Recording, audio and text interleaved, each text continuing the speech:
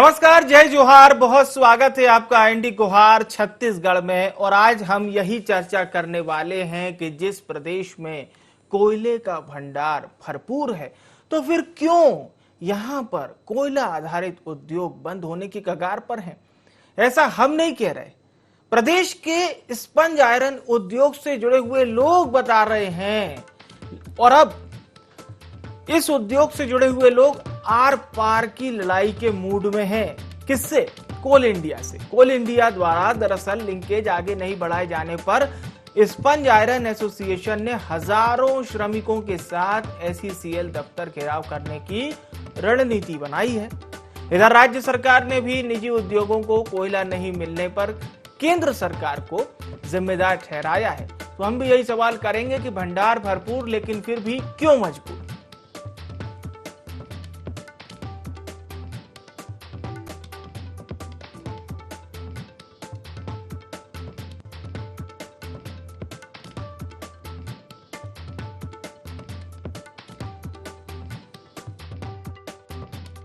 हमारे छत्तीसगढ़ एक ऐसा प्रदेश है जिसके अंदर कोयले की खदान, आयरन ओर की खदान दोनों है। ये दोनों खदान होने के कारण हमारे यहाँ स्टील का देश में नंबर 1 प्रोडक्शन है, सबसे टॉप प्रोडक्शन है पूरे कंट्री के। अदर स्टेट को देखा जाए तो एम्प्लॉयमेंट में और रेवेन्यू में गवर्नमेंट को दोनों में सपोर्ट करता है इंडस्ट्री। पिछले 2004 से हमारा जो कोयला मिल रहा है, इस 2022 में आके हम ऐसा परेशान हुए हैं।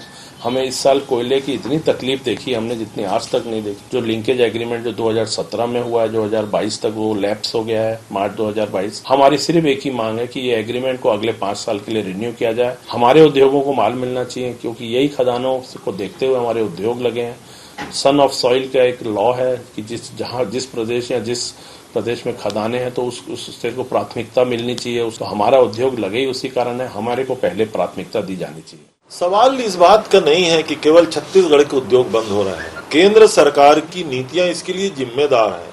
देश में उद्योग बंद हो रहे हैं, रेलवे का संचालन बंद हो रहा है। कोयला से ही तो ऊर्जा से ही अन्य सारे स्रोत जुड़े हुए हैं। और केवल छत्तीसगढ़ में नहीं, मैं ऐसा समझता हूँ हिंदुस्तान भी उसी दिशा में आगे बढ़ रहा है। समय रहते इसको नियंत्रित किया जाना चाहिए। इसके लिए छत्तीसगढ़ सरकार दोषी है। छत्तीसगढ़ के माइनिंग कारपोरेशन को माइंस मिली हुई है। उस माइंस को पिछले 3 सालों में खोदने की जो योजना होनी चाहिए वो योजना नहीं बनाई गई, और वो सिर्फ इसमें ठेका पद्धति से खुदाई कर चोरी करवाने का काम ये सरकार कर रही है। अगर माइनिंग कारपोरेशन की माइंस शुरू हो जाती है और उसके माध्यम से छत्तीसगढ़ के उद्योगों को कोयला दिया जाता, तो मुझे लगता है ये स्थिति उत्पन्न नहीं होती। तपती धूप में काम करने के बाद अब हमारे कामगार बंधु मॉनसून के चुनौतियों के बीच भी लगातार मेहनत कर रहे हैं, और उनकी मेहनत का ही फल है कि आज मॉनसून की चुनौतियों के बीच, बारिश की चुनौतियों के बीच एसईसीएल ने 4.5 लाख टन प्रतिदिन कोयला उपभोक्ताओं को उपलब्ध करा रहा है। यह कोयला प्राथमिकता के आधार पर पावर सेक्टर को दिया जा रहा है, जैसा कि केंद्र सरकार की भी नीति रही है।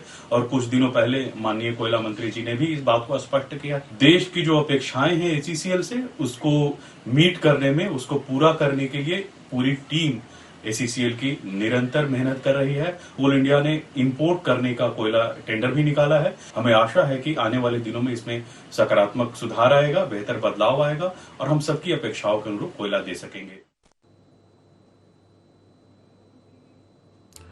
तो एसईसीएल का ये कहना है कि हम सबकी अपेक्षा पर खरे उतरेंगे। बयान वही पुराने हैं, लेकिन समझना होगा कि इसमें नयापन कितना है। और अगर इसमें नयापन है तो फिर क्यों एसोसिएशन से जुड़े हुए लोगों को यह कहना पड़ रहा है कि हम एसईसीएल का घेराव करेंगे? दोनों बातें विरोधाभासी हैं, इसीलिए हम इस पर चर्चा कर रहे हैं।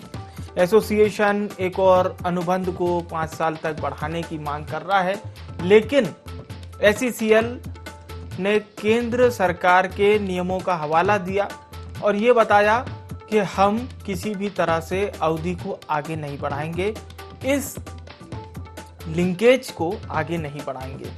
मार्च 2022 में ये लिंकेज की अवधि समाप्त हो गई और इसीलिए इन्हें बढ़ाना जरूरी भी हो जाता है, और यही मांग एसोसिएशन से जुड़े हुए लोग कर रहे हैं।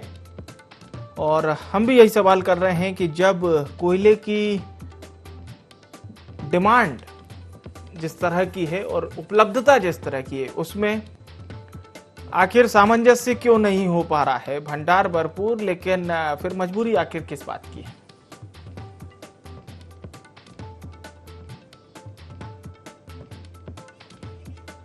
तो भैया सुन लिया 5 बार।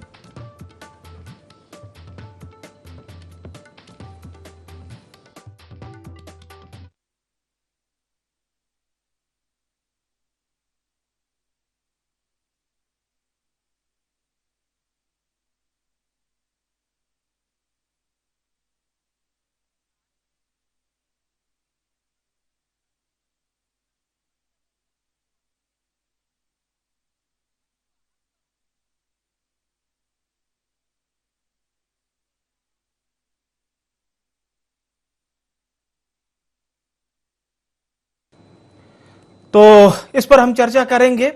और यह सवाल बड़ा इसलिए भी हो जाता है क्योंकि जो दावा किया जा रहा है, जो जानकारी बताई जा रही है, उसके हिसाब से छत्तीसगढ़ में कोयले के भंडार भरपूर हैं, लेकिन फिर क्यों राज्य में ही कोयले से जुड़े हुए वो तमाम उद्योग परेशानी में हैं? लिंकेज बढ़ाने की यदि मांग है तो उस पर एसईसीएल क्यों कार्रवाई नहीं कर रहा है? हमारे साथ फोन लाइन पर खास मेहमान जुड़ चुके हैं। अभय नारायण जी हमारे साथ जुड़ चुके हैं, कांग्रेस प्रवक्ता हैं। केएस चौहान जी भी हमारे साथ जुड़ चुके हैं, बीजेपी नेता हैं। और लखन चौधरी जी भी हमारे साथ जुड़ चुके हैं। आप तीनों मेहमानों का बहुत स्वागत है।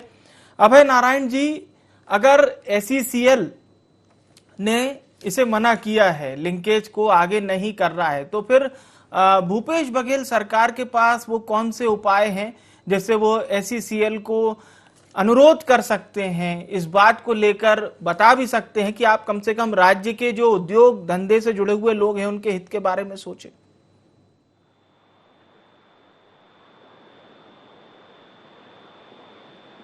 अभय नारायण जी, मेरी आवाज आप तक अगर पहुंच पा रही हो तो आप जवाब दे सकते हैं।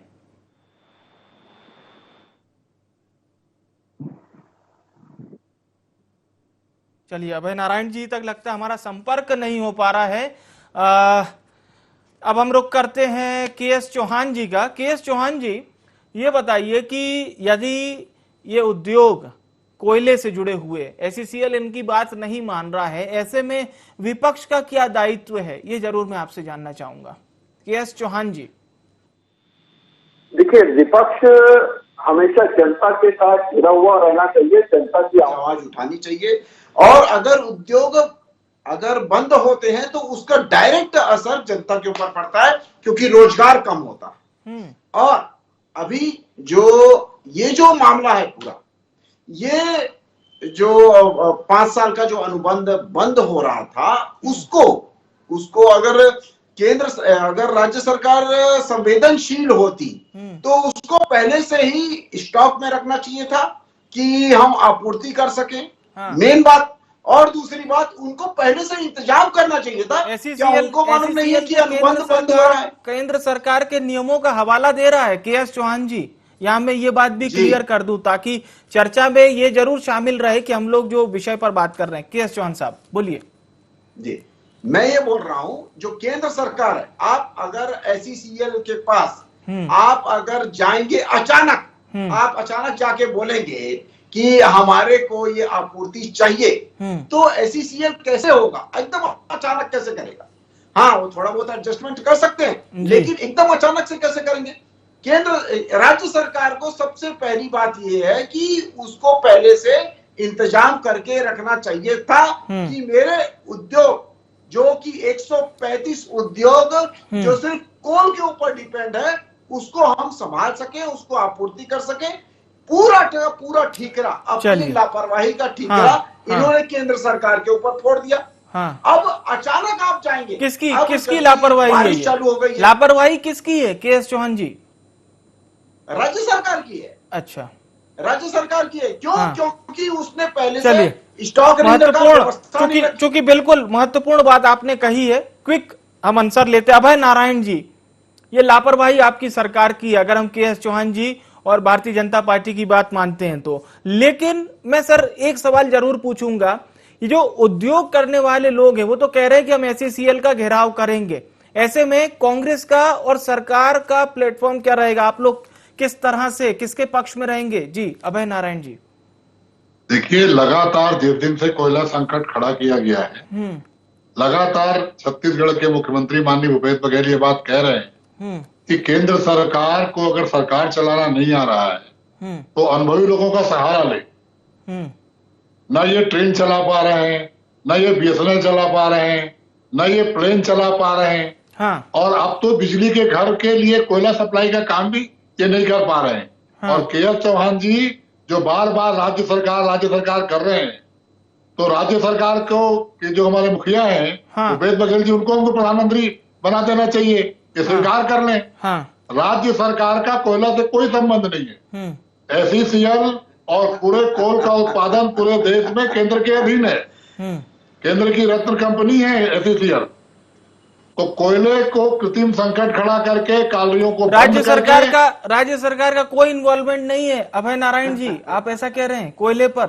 राज्य सरकार का कोयले पे कोई नियंत्रण नहीं है। अच्छा। कोयला कितना उत्पादन होगा, कोयला कहाँ जाएगा, हाँ। केंद्र का भी हाँ।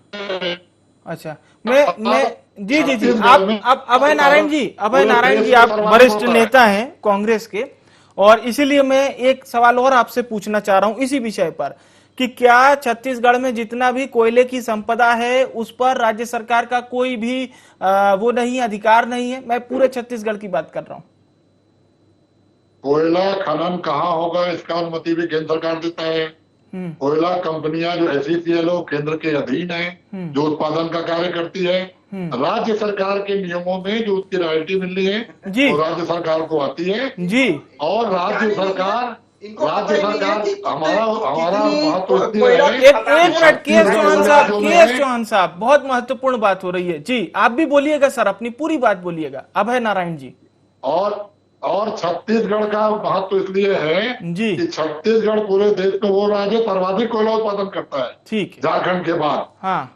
तो इसलिए छत्तीसगढ़ का महत्व है। लेकिन छत्तीसगढ़ का दुर्भाग्य है कि कोयला यहाँ का, जमीन यहाँ की, और यहाँ से पूरे देश में बिजली बेची जाती है। और जब बिजली कंपनियों में संकट खड़ा हो रहा है तो छत्तीसगढ़ को उसके चपेट में आने को तैयार है, क्योंकि यहाँ की कंपनियों के पास भी कोयला नहीं है।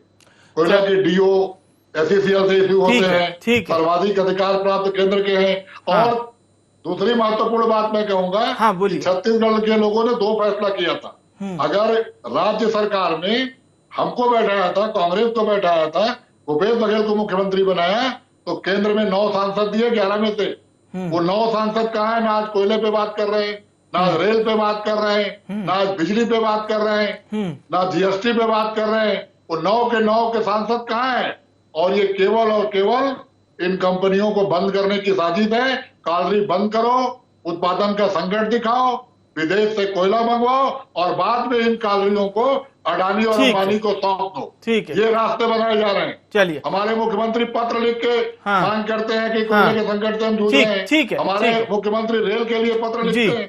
आज 54 रेलगाड़ियां रेलवे बिलासपुर जोन की बंद है कोयला ढुलाई के लिए, कोयला परिवहन के लिए 54 यात्री। चलिए, मैं KS चौहान जी आप कुछ कहेंगे अभय नारायण जी के जवाब पर, ताकि हम लखन जी का रुख करेंगे। KS चौहान जी आप कुछ कहेंगे? जी मैं अभय नारायण जी का थोड़ा सा नॉलेज दुरुस्त कर दूं। हाँ। पूरी छत्तीसगढ़ में 19 खदानें हैं। हाँ। उसमें से 3 खदानें जो हैं वो राज्य सरकार की हैं। हाँ। 3 खदानें जो हैं वो केंद्र सरकार की हैं, बाकी निजी हैं। ठीक है। अब जो छत्तीसगढ़ महानदी के साथ, कोलफील्ड के साथ जो राज्य सरकार का जो टाइप था, लिंकेज था 5 साल का, वो समाप्त हो गया। जो कि पूर्ति जो करता था वो महानदी कोलफील्ड करता था, छत्तीसगढ़ महानदी कोलफील्ड करता था। वो वहां से नहीं मिल रहा है। इस वजह से जो उद्योगपति हैं वो SECL को रुख कर रहे हैं। SECL जो कि केंद्र सरकार के अंडर में, राइट। अब SECL के पास आप अचानक आएंगे और बोलेंगे बोलेंगे कि अभी हमारे को की आप आपूर्ति करिए, सभी के सबके प्लान रहते हैं, सबकी ठीक है, चर्चा लगातार जारी रहेगी। जी अभय नारायण जी, के.एस. चौहान साहब, बिल्कुल लखन जी का रुख करते हैं। जी लेने को चला गया, ठीक है, 1 साल का पहले प्रस्ताव दिया जाता है जी, अगले साल का बजट बनाया जाता है, चले आते हैं दूसरी तरफ चले जी मैं बिल्कुल अब हम लखन चौधरी जी का रुख करते हैं। जी सर, जी आप लोगों ने अपने विषय की बात कही है। लखन चौधरी जी, मेरा सीधा सवाल आपसे ये है कि ये जो कोयला का संकट बताया जा रहा है उद्योगों पर खास तौर से, इससे निपटने के लिए राज्य सरकार भी कवायद कर रही है, लेकिन बड़ा फैक्टर कौन निभा सकता है इसमें? बिल्कुल विवेक जी, ये तो साफ है कि बड़ा जो भूमिका है, बड़ी भूमिका वो तो केंद्र सरकार की है, क्योंकि जैसे अभी चौहान साहब भी बता रहे थे कि 19 कोयला खदानों में से जो है 3 राज्य सरकार के पास और 3 केंद्र सरकार के, मतलब बचता है, कितना बचता है? 13 बचता है ACCL के पास। ACCL किसके अंडर में है? सेंट्रल गवर्नमेंट के अंडर में है। तो इस तरह से 16 खदाने, मतलब सेंट्रल केंद्र सरकार के पाले में 16 खदानें आती हैं। तो और कोयला का जो संकट है उसके लिए बड़ी भूमिका या बड़ी जवाबदेही जो है वो केंद्र सरकार की है, निश्चित रूप से। केंद्र सरकार, देखिए ये पिछले 6 महीने से विवेक जी, ये बहुत ही दुर्भाग्यजनक स्थिति है कि पिछले 6 महीने से कोयले ढुलाई के नाम से आए दिन दर्जनों, बल्कि कभी तो 39, कभी 40, कभी 45 ट्रेनों को रद्द किया जा रहा है। परेशान हो रहे हैं पब्लिक, जनता, आम आदमी जो है परेशान हो रहे हैं। कोरोना काल के बाद वैसे भी लोगों की आर्थिक स्थिति खराब हो चुकी है और ट्रेन में, रेल में यात्रा करना एक तरह से सुविधाजनक और सस्ता भी पड़ता था, वो भी अब जनता से छीना जा रहा है। ये कोयला संकट इसलिए पैदा किया, मुझे तो लगता है कि मैं साफ इसके पहले भी कई बार बोल चुका हूं कि कृत्रिम संकट है ये, और जानबूझकर केंद्र सरकार के द्वारा ये संकट पैदा किया जा रहा है ताकि विदेशों से जो कोयला मंगाया जा रहा है, विदेशी कोयला, जिसकी कीमत 3-4 गुना ज्यादा है ऐसा बताया जा रहा है। तो अच्छा ये बताइए लखन चौधरी जी, एक अहम बात ये भी है विदेशों से कोयला, क्योंकि मैंने अश्विनी वैष्णव जो कि रेल मंत्री हैं इस देश के, उनको भी सुना था, उन्होंने भी ये बात कही थी कि विदेशों से भी हम सोच रहे हैं, ऑस्ट्रेलिया के रास्ते या तमाम जगह से। पर एक महत्वपूर्ण बात ये हो जाती है लखन चौधरी साहब कि मान लीजिए अगर हमारे देश में कोयला की आपूर्ति की आवक उतनी नहीं है जितना हमेशा से होती आई है, और अगर ये आवक कम होगी तो आप भी जानते हैं बिजली उत्पादन में, साथ ही साथ रेलवे की तो हम लोग चर्चा कर ही रहे हैं, और छत्तीसगढ़ के जो कोयला पर आधारित उद्योग हैं उनको दिक्कत होगी। तो आयातित करने का फैसला इस दृष्टि से सही नहीं है क्या, अगर ये पूरी चीजें होती हैं तो?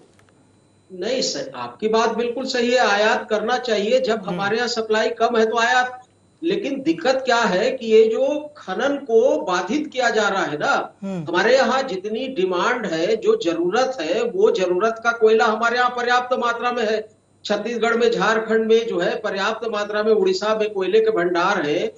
इस भंडार के खनन को देखिए, इसकी एक वजह ये भी थी कि पिछले 2 साल में कोरोना कालखंड में जाकि उत्पादन कार्य ठप हो गए थे, इंडस्ट्रियल प्रोडक्शन जो है, तो इसलिए उत्पादन मार्केट में कम हो गया था, तो इसलिए भी कंपनियों ने उत्पादन को थोड़ा सा ब्रेक लगाया था। अब अचानक जो है सारे इंडस्ट्रियल जो प्रोडक्शन है वो शुरू हो गए हैं, अर्थव्यवस्था पटरी पर आ गई है, तो एकाएक डिमांड भी बढ़ी है। लेकिन सवाल ये है कि जब डिमांड पिछले 6 महीने से, अर्थव्यवस्था सामान्य हो चुकी है, जनजीवन पटरी पर आ गया है, तो पिछले 6 महीने में सरकार इस चीज को क्यों व्यवस्था नहीं कर पा रही? क्यों नहीं कर पा रही? से लगभग ये बहुत अच्छी और बहुत महत्वपूर्ण बात आपने कही है। बिल्कुल अभय नारायण साहब, मैं आपके पास आऊंगा। बिल्कुल हम कंटिन्यू करेंगे सर, राज्य सरकार की कवायद और कांग्रेस क्या कुछ कर रही है इसको लेकर। देखिए, अभी बार बार भाजपा के प्रवक्ता साथी चौहान जी कह रहे थे कि अचानक आप ACCL के पास आएंगे। उनको मालूम होना चाहिए कि ACCL में 1 साल में कितना उत्पादन होगा। लखन जी कुछ कह रहे हैं आप, बोल लीजिए, 1 मिनट। साफ मीडिया में साफ पिछले 6 महीना से आ रहा है कि ऑस्ट्रेलिया और कई देशों से कोयला आना शुरू हो चुका है और बड़ी खेप में कोयला मंगाया जा रहा है, जिसकी कीमत कई गुना ज्यादा है। और उसी कोयले को खपाने के लिए यह अडानी को दिया गया है, अडानी मंगा रहे हैं, और उसी कोयले को खपाने के लिए इस तरह के सारे प्रपंच किए जा रहे हैं। ठीक है, ये साफ जाहिर है कि केंद्र सरकार की इसमें बड़ी भूमिका है। हाँ चलिए, अभय नारायण जी बोलिए। अचानक कोई मांग नहीं आती। एक साल के पूर्व अगले साल का बजट बना लिया जाता है कि आगामी वर्ष में उत्पादन का लक्ष्य क्या है, आगामी वर्ष में डिमांड क्या है और कितना एक्सेस बचेगा और किसको देना है। तो अचानक की तो कोई बात एचसीएल में होती नहीं। दूसरी बात चौहान साहब ने कही कि 3 राज्य सरकार के कार्यों को राज्य सरकार को आवंटित किया गया है। गुजरात की राज्य सरकार को भी दिया गया है, राजस्थान की राज्य सरकार को भी दिया गया है, छत्तीसगढ़ की राज्य सरकार को भी अपने उपयोग के लिए मिला है, लेकिन वो केंद्र निर्धारित करता है, सब कुछ केंद्र के अंडर में होता है। दूसरी बात, मैं इस बात से सहमत हूं लखन चौधरी जी के, और उन्होंने बहुत महत्वपूर्ण बात कही है, ये कृत्रिम संकट पैदा करके देश में आगे चल के इसका निजीकरण किया जाएगा।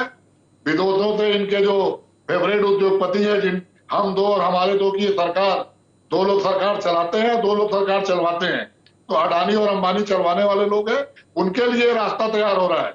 उनके लिए जैसे रेल दे दिया गया, उनको विमान दे दिया गया, उनको पेट्रोलियम बाजार दे दिया गया, उसी तरह कोयला बाजार भी उनको दिया जा रहा है। और कोयले का कोई संकट 2014 के पहले नहीं था। जब से मोदी सरकार आई है तब तक कोयले के संकट क्यों है, ये बहुत बड़ा प्रश्न है।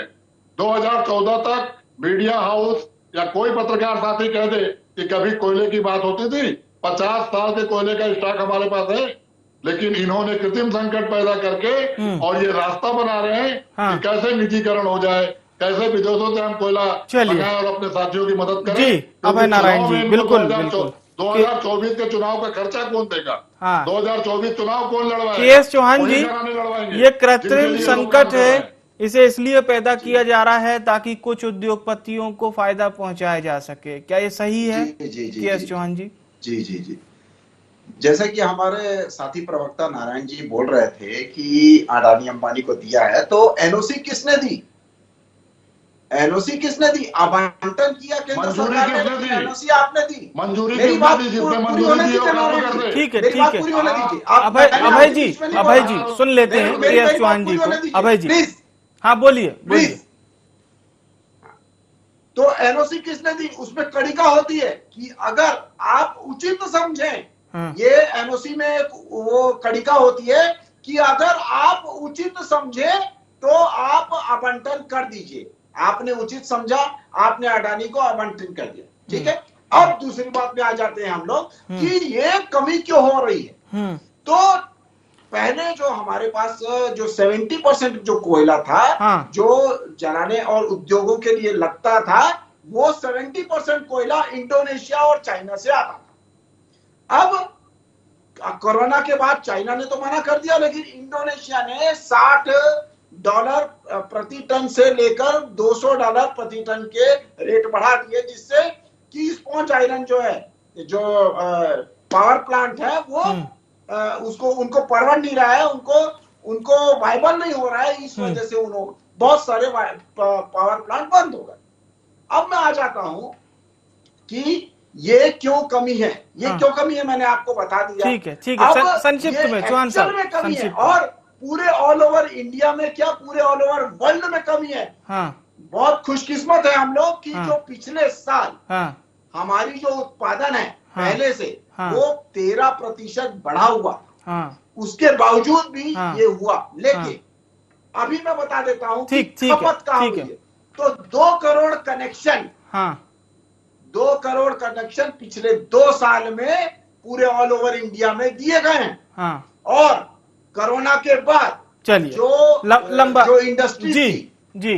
जो इंडस्ट्रीज थी वो बहुत सारी और भी चालू हुई है, एडिशनल चालू हुई है, जिसके कारण ठीक है सर, डिस्कशन बहुत लंबा हो जाएगा। अभय नारायण जी, अगर आप कुछ कहेंगे के.एस. चौहान जी के इस बयान पर, फिर हम लखन जी का रुख करेंगे। ये 4 लाख मेगावाट टन बिजली की आवश्यकता देश को होती है। केवल 2 लाख टन मेगावाट की जो बिजली के संयंत्र हैं वो कोयले पर आधारित हैं। तो कहीं कोई उत्पादन कोयले के क्षेत्र में बिजली कंपनियों के नहीं बढ़े हैं।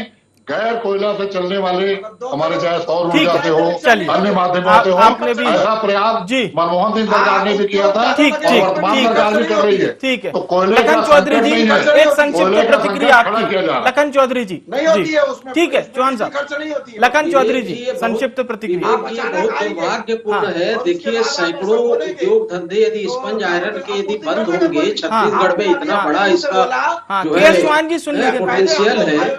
और उसके बाद हाँ बोलिए आप लखन चौधरी जी, आप बोलिए। के चौहान जी प्लीज। ऐसी स्थिति में हजारों लोगों के रोजगार पर संकट पैदा होता है। यदि सैकड़ों स्पंज आयरन की फैक्ट्रियां मिले यदि बंद होती हैं तो वहां पर काम करने वाले हजारों लोगों का रोजगार छीना जाएगा। उनके परिवारों का क्या होगा? ये अहम बात सबसे बड़ा जो संकट है इस पर अभी सरकार को सोचना चाहिए। और एक चीज मैं बहुत महत्वपूर्ण कहना चाहूंगा कि वाकई में कि पिछले जो है हमारे 9 जो भाजपा के जो जनप्रतिनिधि है वो आखिर केंद्र सरकार को इन सब केंद्र सरकार से क्यों मांग नहीं कर रहे? ये अहम बात आपने कही है। आप सभी मेहमानों का बहुत बहुत धन्यवाद चर्चा में शामिल होने के लिए। कोयले के भंडार भरपूर हैं छत्तीसगढ़ में, लेकिन मजबूरी किस बात की है? कोयले संकट से एक और देश में भी बताया जा रहा है कि कई उद्योग प्रभावित हो रहे हैं, लेकिन छत्तीसगढ़ जिसके पास कोयला पर्याप्त में है, ये सवाल दरअसल छत्तीसगढ़ के ही जो उद्योग चलाने वाले लोग हैं वो पूछ रहे हैं। इसका जवाब कौन देगा ये देखना अहम होगा। IND गुहार में इतना ही। मुझे आने विवेक को दीजिए इजाजत। नमस्कार।